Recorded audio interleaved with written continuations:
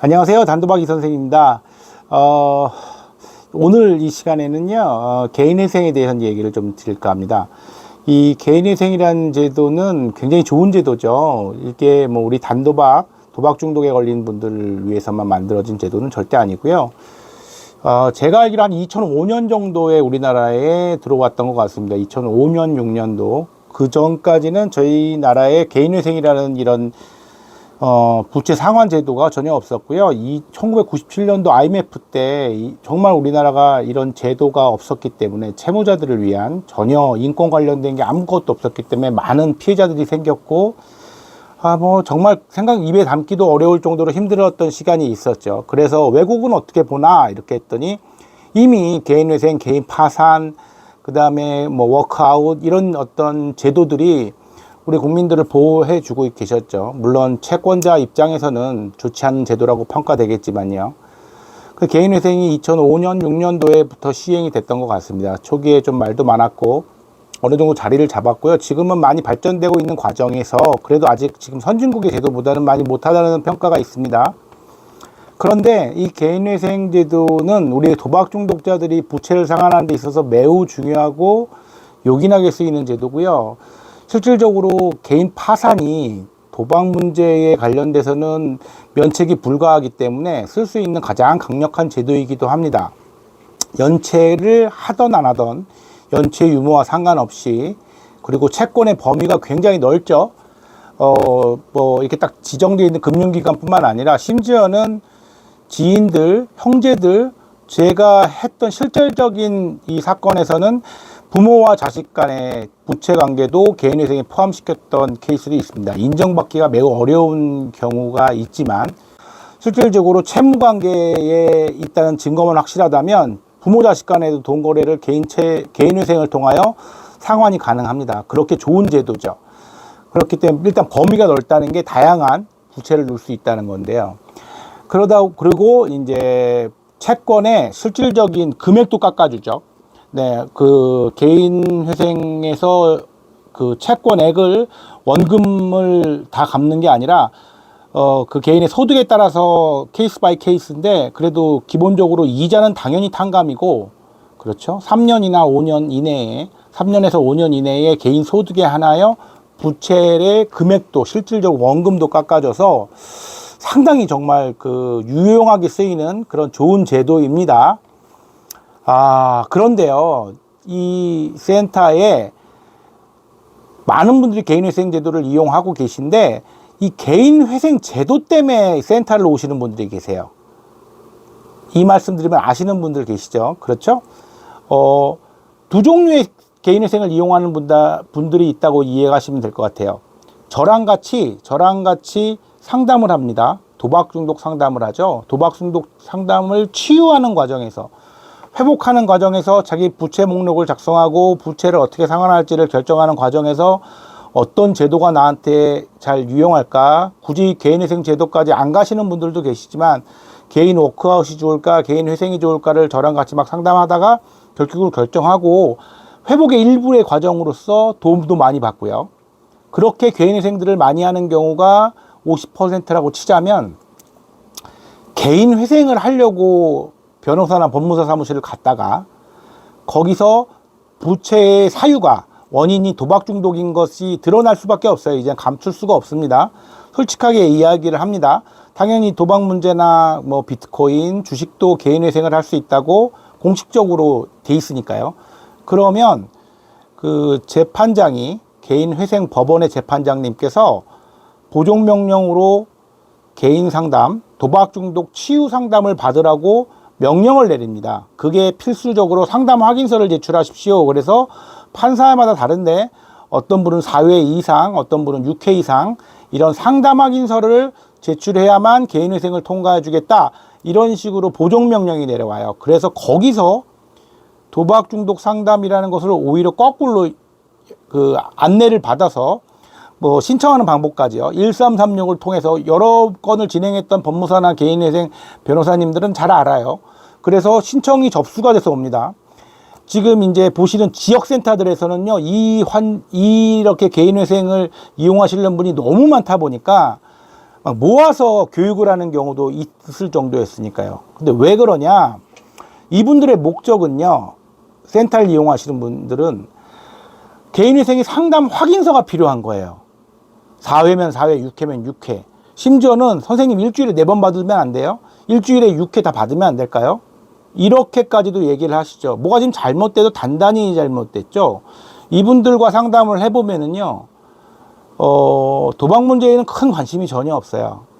절대 관심이 없고요. 그래도 대리변제 같은 거를 원치 않는 분도 계십니다. 심지어.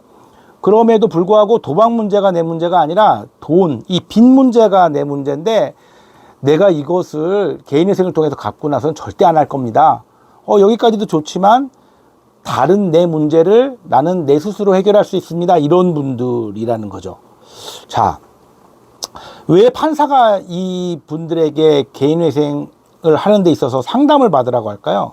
제가 2011년도에 한국의 그때 지역센터, 도박 문제 지역센터가 서울, 수원과 부산 2군데 있을 때 그 둘 중에 한 군데에 제가 근무를 했습니다. 그때 막 이제 개인회생 제도를 이용해서 도박 문제를 치료하려고 했던 분들을 저희 센터에서 다룬 적이 있는데, 그래서 그때 처음으로 저희가 상담 확인서라는 거를 어떤 포맷이 만들어지지 않은 상태에서 제출을 했던, 그래서 제 기억에 처음으로 개인회생은 당당한 거다. 걱정하지 말자. 이런 식으로 해서 부채를 도박이 아닌 회생제도를 통해서 상환한 적이 있었는데요. 어느덧 12, 13년이 됐겠네요. 그런데 이 회생제도를 이용하시는 판사님이 이렇게 보니까 재신청하는 사람들이 많다는 거죠. 중간에 회생을 완납하지 못하고. 그래서 뚝 봤더니 이 사람들의 원인이 다름 아닌 도박 문제라는 거예요. 개인 비트코인, 주식, 도박, 토토, 카지노 이런 것들로 인하여 부채가 생겼다는 게 드러나면서 이 사람들이 유독이 완납을 하지 못하고 중간에 해지하고 다시 신청하고 중간에 해지하고 다시 신청하는 것을 보면서 판사도 사람인데 이해가 되겠죠. 이 사람들은 돈 문제를, 부채를 도와주려고 했더니만 이게 문제가 아니네. 어떤 약간의 경제적 도움을 주는 것보다는 이 사람들에게는 도박 문제를 치유하지 않으면, 도박 문제에 대한 그 본질적인 접근을 하지 않으면 경제적인 도움을 줘봤자 이게 완납이 안 되는구나. 개인회생은 이래로 끝나는 게 아닐까요? 지난 시간에도 제가 한번 말씀드렸는데 개인회생을 제일 많이 신청하시는 분들이 자기가 알아서 하는 분들의 그런 목적은 부채의 상환이 절대 아닙니다.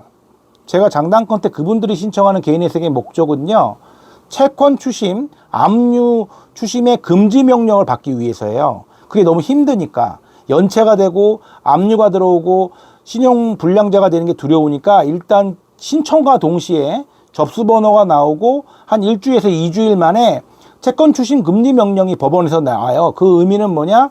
그 채권자들에게 이분이 정상적으로 개인회생을 이용하여 부채를 갚으려고 우리한테 심사를 맡겼는데 아직 심사하려면 시간이 좀 걸려.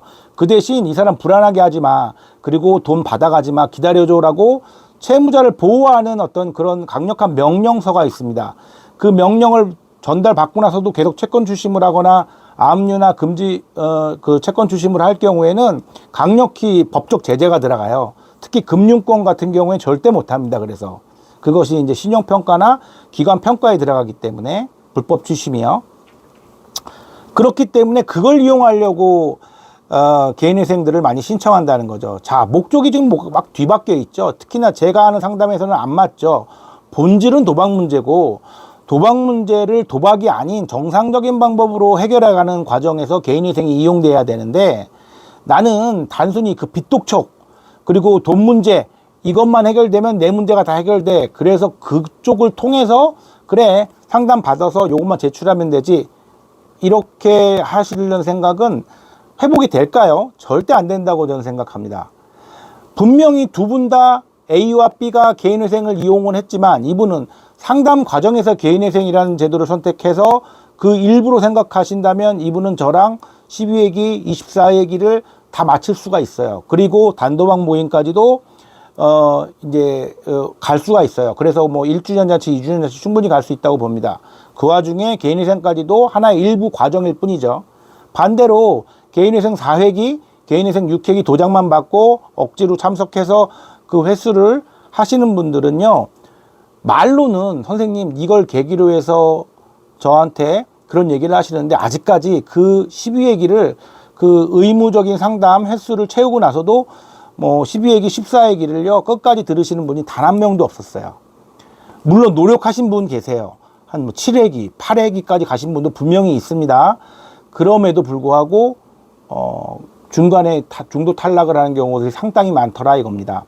내가 도박 문제를 어떻게 바라보느냐, 재정 상담의 어떤 과정에서도 굉장히 중요하게 꼽았던 이 상담의 동기가 뭐냐, 이 문제를 어떻게 볼 거냐, 도박 문제로 볼 거냐, 돈 문제로 볼 거냐, 이 부분에 대해서 선택이요, 어떤 치료의 관점이 완전히 바뀌는 거죠. 자, 개인회생을 생각하셨던 분들이 혹시나 계신다면, 분명히 사용해도 좋은 제도고 훌륭한 제도임에도 개인회생을 사용해야 할 시기와 목적이 올바른지를 본인의 생각 외에 제3자의 평가를 한번 받아보시길 바랍니다. 우리가 일상을 살 때 뭐 3년짜리 적금, 5년짜리 적금을 붓는 경우도 정말 극히 드물죠, 요즘 같은 세상에서는. 그런데 적금이라는 어떤 보상을 주는 그런 제도도 끝까지 붓기가 되게 어려운 그런 상황에서 내가 정말 한 달에 100만 원, 200만 원이 넘는 돈을 매달 갚아가야 되는 그 부채 상환을 3년 또는 5년을 이어가는 경우는요, 더 힘듭니다. 그렇기 때문에 여러분들 허리 수술할 때, 저희 이제 가까운 가족이 그 허리 디스크 수술을 2번이나 하셨는데요. 그 2번째 할 때 의사 선생님께서 수술을 잘 안 해주시려고 하더라고요. 굉장히 고통이 너무 심한데, 그 선생님 좀 부탁 좀 드립니다 그랬더니, 그 이유가 처음 수술이라면 상관이 없겠는데 한 번 수술하신 분을 재수술한다는 거에 대한 부담감은 엄청나게 크다고 얘기를 하시더라고요. 그리고 성공 확률도 떨어지고. 자, 개인회생을 또 해서 그냥 멋모르고 시작했다가 중도에 1년 붙거나 6개월 붙거나 정말 시작도 못 해보고 중간에 해지되는 분들이 다시 개인회생을 신청해서 끝까지 가기는 정말 어렵습니다. 그리고 불이익을 받는 게 상당히 많은데, 제가 시간 관계상 개인회생을 잘못 신청해서 중간에 해지됐을 경우에 받는 불이익은 따로 또 시간을 한번 잡아서 말씀을 드릴까 합니다. 어쨌든 오늘의 목적은 올바른 동기가 결과를 이뤄낸다는 거예요. 개인회생 올바르게 사용할 수 있도록 재정 상담을 도박센터에서 받아서 이용하시는 그런 방법을 좀 추천해 드립니다. 네, 이상 마치겠습니다.